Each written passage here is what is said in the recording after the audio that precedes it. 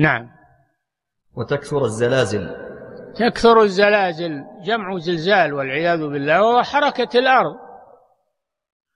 الأرض جعلها الله قرارا وثابتة وأرساها بالجبال ليعيش الناس على ظهرها.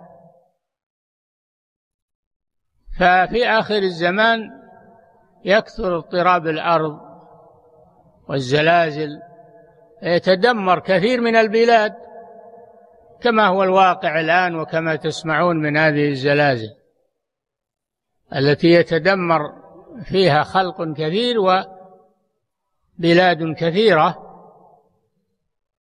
وهذه عقوبات يجريها الله على العباد إذا فسدوا في آخر الزمان، يجري الله عليهم العقوبات.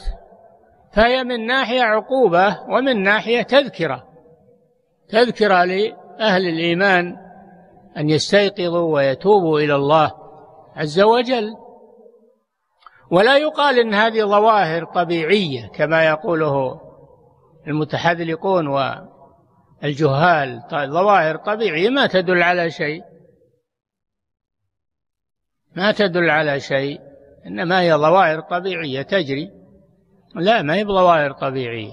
لماذا ما كانت ظواهر طبيعية في الأزمنة السابقة؟ لصلاح الناس واستقامتهم، إنما حدثت هذه في آخر الزمان تحذير للناس يعتبروا بها. نعم.